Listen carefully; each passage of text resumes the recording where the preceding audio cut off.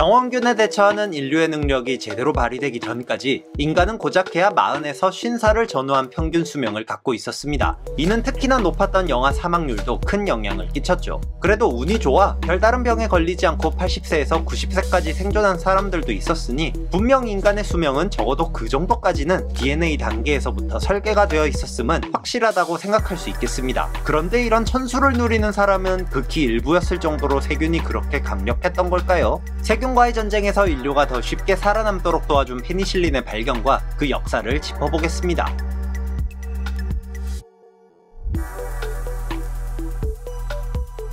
이전 영상에서 페놀로 수술 부위와 수술 도구를 소독해 안전한 수술을 할 수 있게 된 역사를 알아봤었죠. 그러나 페놀은 소독 효과는 탁월했을지언정 인체에 들어왔을 땐 세균보다 백혈구를 먼저 파괴했기 때문에 사람에게도 치명적이었습니다. 페니실린을 발견한 사람으로 유명한 플레밍은 페니실린에 앞서 인체에서 분비되는 물질에서도 향균 효과가 있다는 사실을 먼저 발견했었습니다. 1922년 그는 연구실에서 재채기를 했는데 세균을 배양하던 샬레에 자신의 콧물이 튀었고 이 주변으로 세균이 증식하지 않는다는 사실을 알아차리게 됩니다. 이러한 살균 성분이 눈물, 침, 혈액 등에도 포함되어 있다는 것도 추가로 알아내게 되죠. 하지만 이런 성분은 사람에게 별다른 해를 끼치지 않는 일부 세균에게만 효과가 있었을 뿐 티푸스균이나 폐렴구균 같이 사람을 괴롭히는 균에겐 아무런 효과가 없었습니다. 당연히 효과가 있었다면 애초에 사람들은 이런 균에 감염이 되지도 않았겠죠. 어쨌거나 향균 작용을 하는 무언가가 존재한다는 사실 자체를 알아차린 일은 아주 중요했습니다. 이는 플레밍이 페니실린을 발견하는 계기로까지 이어지게 됩니다. 이로부터 6년이 지난 1928년 플레밍은 포도상구균의 한 변종을 배양한 샬레를 두고 거의 2달 가까이 가족여행을 떠났습니다. 그 사이에 어디선가 날아온 푸른 곰팡이 포자가 샬레 위에서 번식하기 시작했죠.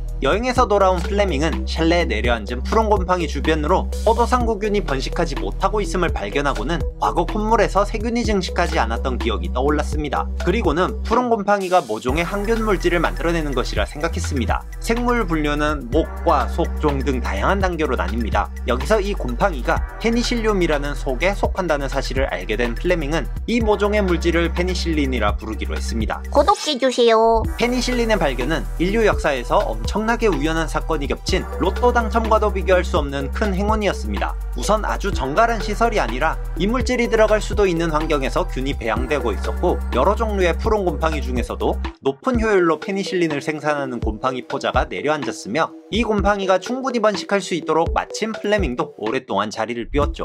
그리고 가장 중요한 건 플레밍이 항균 물질에 대한 경험이 있었다는 점입니다. 항균 물질의 존재 자체를 몰랐던 다른 과학자가 이런 경험을 했다면 균 배양이 제대로 되지 않은 샬레를 그냥 버려버리고 끝났을지도 모르는 일이죠. 실제로 항균 현상에 대한 경험이 정무했던 다른 동료들은 플레밍이 이 결과를 보여주었음에도 시큰둥하게 넘어가 버렸다고 합니다. 이후 연구를 거듭한 플레밍은 페니실린이 동물에게 아무런 해를 끼치지 않는다는 사실도 확인했으나 안타깝게도 순수한 페니실린을 추출하거나 장기간 보관하는 일에는 굉장한 난항을 겪었습니다. 쉽게 설명하자면 페니실린에서 항균 작용을 하는 부분은 탄소와 질소로 이루어져 있는데 분자 구조가 특이하여 아주 쉽게 깨져버렸기 때문입니다. 이렇게 불안정한 구조를 가져 페니실린의 농축과 정제의 어려움을 극복하지 못하자 플레밍은 의약품으로 사용하기보다는 실험용 시약으로만 이용했습니다. 그러나 이번에도 행운이 깃든 우연이라고 할까요? 1938년 플레밍의 논문에 관심을 가진 하워드 플로리와 에른스트 체이는 1939년 연구 자금을 몽땅 페니실린에 쏟아붓기로 결정하고 페니실린을 온전하게 추출해 농축하는 기술을 발전시켜 나갔습니다. 1940년엔 동물 실험에 성공, 1941년엔 포도상구균과 연쇄구균에 감염된 사람들을 구하는 데까지 성공하게 됩니다.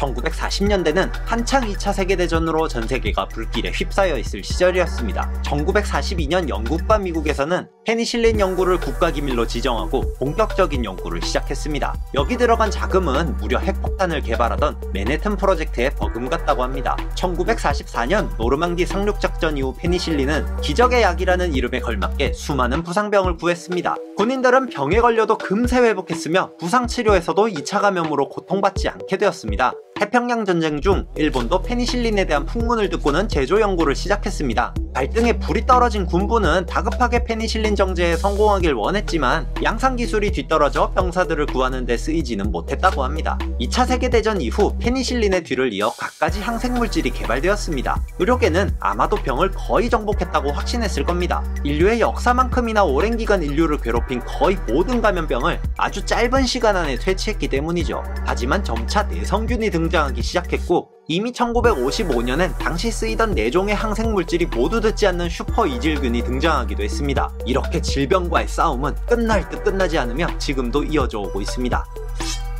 새로운 항생물질이 개발되며 인간은 계속 내성균을 억눌러 왔지만 항생물질 남용이 내성균 출현의 주요 원인 중 하나라는 점을 고려한다면 항생제를 남용하는 습관은 질병 없는 세상을 향한 인류의 꿈을 한순간에 무너뜨릴 수도 있습니다. 게다가 이제는 유전자 조작으로 항생제로 치료할 수 없는 강력한 균을 인공적으로 만들어낼 수도 있죠. 플레밍이 최초로 페니실린을 발견한 샬레는 다른 균이 자라지 못하도록 처리가 이루어졌고 현재는 대형박물관에 전시되어 있습니다. 그의 실험실도 그가 일했던 세인트 메리 병원 내에 다시 재현되어 관람할 수 있도록 되어 있다고 합니다. 이후 플레밍은 페니실린을 발견한 업적을 인정받아 페니실린 연구를 이어간 하워드 플러리와 에른스트 체인과 함께 1945년 노벨 생리의학상을 받았습니다. 질병과의 싸움이 미래에는 어떤 방향으로 전개될까요? 이번 영상은 여기까지입니다. 시청해주셔서 감사합니다.